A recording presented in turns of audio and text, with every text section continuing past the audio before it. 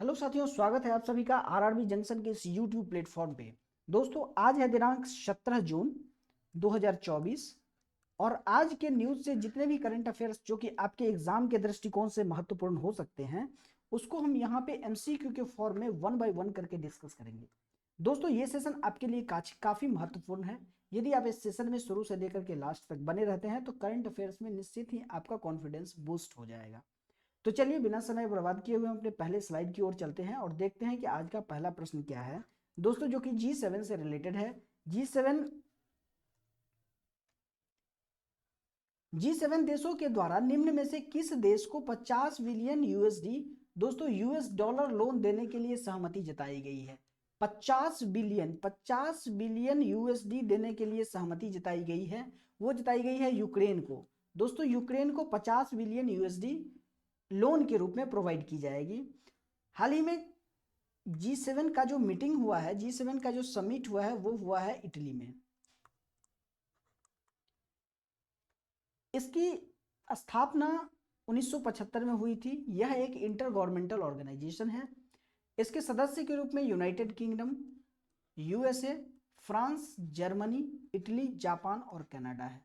दोस्तों, इसके सदस्य जो हैं वो है UK, USA, France, Germany, Italy, Japan और कनाडा। इसके साथ साथ अन्य भी देश के सदस्य इसमें भाग लेते हैं। दोस्तों, वैश्विक तेल उत्पादन और गैस के उत्पादन में, दोस्तों ऑयल एंड गैस के उत्पादन में G7 का जो देश का योगदान है वो 27% है। साथ साथ CO2 का जो एमिशन होता है, जो कि हमारे देश के, हमारे वायुमंडल के लिए काफी खतरा बनते जा रहा है। CO2 के एमिशन में सिर्फ कुल मिलाकर के 48% सिर्फ और सिर्फ G7 कंट्री के द्वारा उत्पादित की जाती है, उत्सर्जित की जाती है। अगला प्रश्न है कि 18वां मुंबई इंटरनेशनल फिल्म फेस्टिवल का आयोजन किया गया है।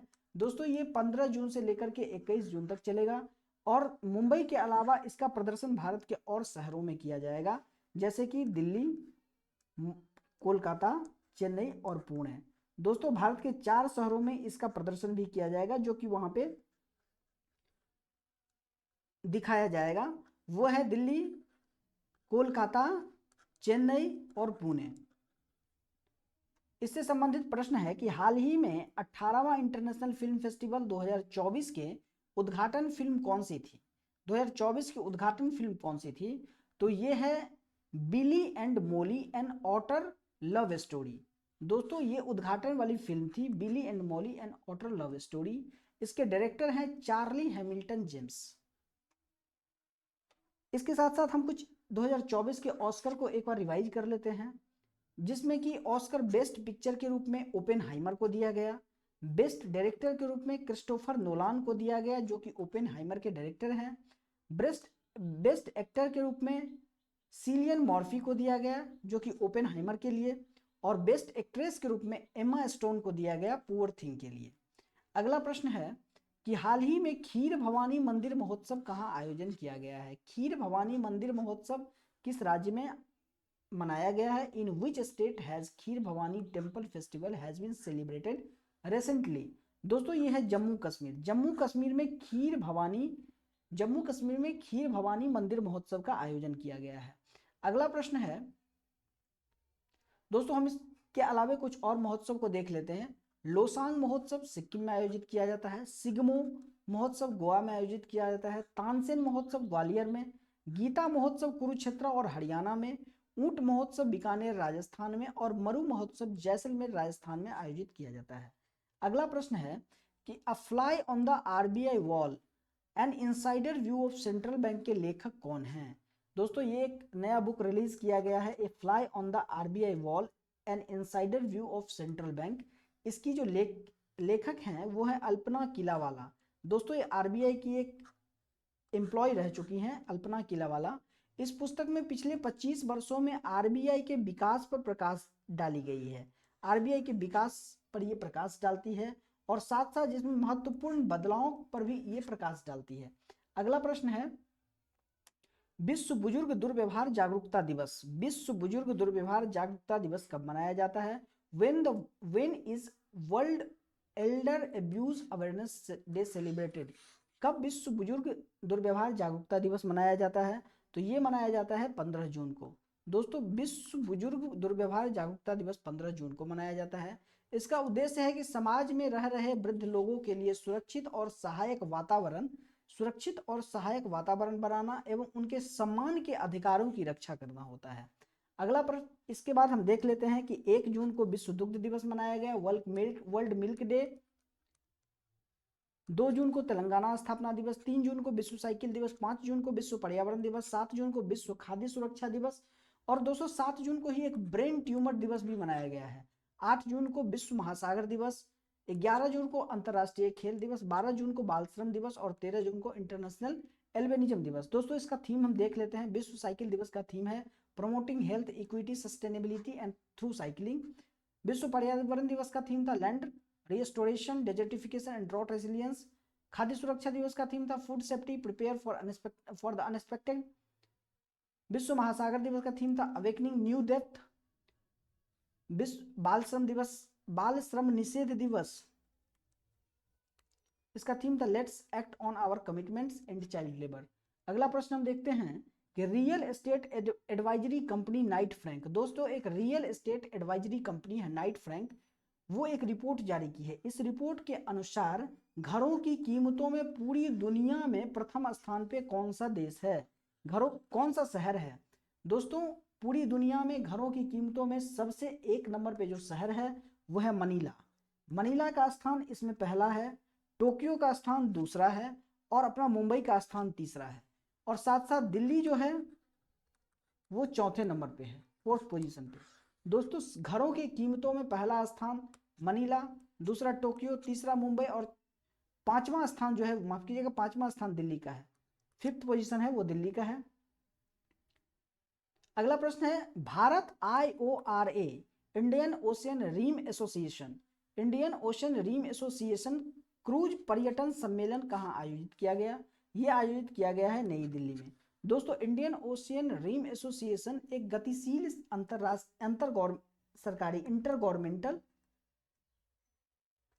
इंटर गवर्नमेंटल संगठन है जिसका उद्देश्य है अपने 22 सदस्य देशों को, यानी कि IORA के मेंबर कितने हैं तो 22 हैं, अपने 22 सदस्य देशों को 10 संवाद यानी कि 10 डायलॉग भागीदारी के माध्यम से हिंद महासागर क्षेत्र में सहयोग और सतत विकास को मजबूत करना होता है। इसका जो भारत के साथ ये मीटिंग हुआ है, क्रूज पर्यटन सम्मेलन हुआ है, वो नई दिल्ली में आयोजित किया गया है। अगला प्रश्न हम देखते हैं कि उत्तर प्रदेश सरकार ने रानीपुर टाइगर रिजर्व को एक प्रमुख इको टूरिज्म डेस्टिनेशन में बदल देगी। यह उत्तर प्रदेश के किस शहर में स्थित है? Uttar Pradesh government has transform Ranipur tiger reserve into premier ecosystem destination. It is located in which city of Uttar Pradesh? तो दोस्तों ये चित्रकूट में स्थित है, रानीपुर टाइगर रिजर्व चित्रकूट में स्थित है। अगला प्रश्न हम देखते हैं, अच्छा इसमें देख लेते हैं कि उत्तर प्रदेश के में योगी आदित्यनाथ सरकार ने चित्रकूट में रानीपुर टाइगर रिजर्व को एक प्रमुख इकोसिस्टम में बदल देगी।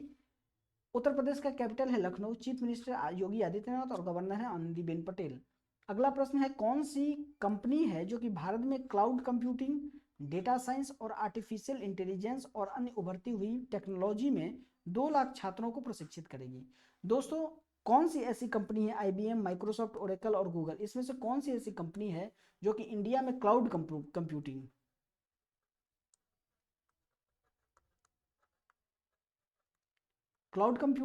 डेटा साइंस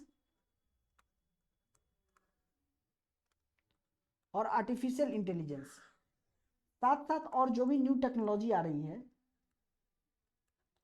उस क्षेत्र में 2 लाख छात्रों को प्रशिक्षित करने के लिए समर्थन करेगी, ये है ओरेकल।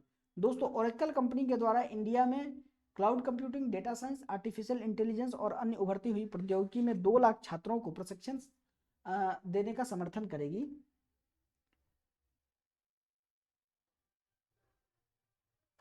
अगला प्रश्न है जून 2024 में किस बीमा कंपनी ने RBI की central bank digital currency CBDC, जिसे डिजिटल रुपया के नाम से भी जाना जाता है, के माध्यम से प्रीमियम भुगतान स्वीकार करना शुरू कर दिया है? दोस्तों इसमें से कौन सी बीमा कंपनी है जो कि RBI के CBDC central bank digital currency के फॉर्म में भी अब प्रीमियम लेगी, वो है आईसीआईसीआई प्रूडेंशियल लाइफ इंश्योरेंस। दोस्तों आईसीआईसीआई प्रूडेंशियल लाइफ इंश्योरेंस अब digital currency, central bank digital currency के फॉर्म में भी ये अपना प्रीमियम स्वीकार करेगी। अगला प्रश्न है, कौन सा संगठन शहर में अस्थायी अपशिष्ट प्रबंधन प्राप्त करने के लिए ग्रेटर चेन्नई कॉरपोरेशन को सहायता देगा? Which organization will lend support to the Greater Chennai Corporation to achieve the sustainable waste management in the city? दोस्तों इसमें से कौन सा ऐसा ऑर्गेनाइजेशन है, कौन सी ऐसी संस्था है जो कि ग्रेटर चेन्नई कॉरपोरेशन को सस्टेनेबल वेस्ट मैनेजमेंट के लिए जो है सो सपोर्ट करेगी? तो ये है वर्ल्ड बैंक। दोस्तों वर्ल्ड बैंक के द्वारा सस्टेनेबल वेस्ट मैनेजमेंट के लिए सपोर्ट किया जाएगा। इसमें देख लेते हैं कि world bank partner with Chennai for zero waste को गोल। दोस्तों शून्य अपशिष्ट लक्ष्य के साथ विश्व बैंक ने चेन्नई के साथ साझेदारी की है। वर्ल्ड बैंक जो स्थापित हुआ वो 1944 में हुआ। इसका हेडक्वार्टर वॉशिंगटन डीसी है। इसके प्रेसिडेंट अजय बंगा हैं, चीफ इकोनॉमिस्ट इंदरमीत गिल हैं, एग्जीक्यूटिव डायरेक्टर राजेश खुल्लर हैं और इसके जो मेंबर हैं वो 189 कंट्री हैं। वर्ल्ड बैंक के 5 ग्रुप हैं, IBRD, IDA, IFC, MIGA और ICSID, international bank for reconstruction and development, international development association, international finance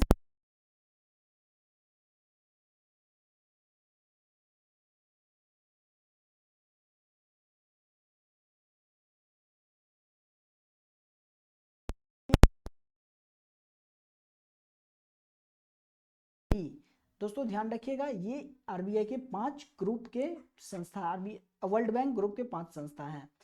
तो चलिए आज के इतने एमसीक्यू के साथ मेरा जो सेशन है वो समाप्त हुआ। यदि आपको मेरा वीडियो पसंद आए तो मेरे चैनल को सब्सक्राइब करके वीडियो को जरूर लाइक कीजिएगा। फिर हम कल आपके साथ मिलेंगे 18 जून को, जो इंपॉर्टेंट महत्वपूर्ण करंट अफेयर्स होंगे उसको लेकर के हम ऐसे ही एमसीक्यू के फॉर्म में डिस्कस करेंगे। तब तक के लिए धन्यवाद।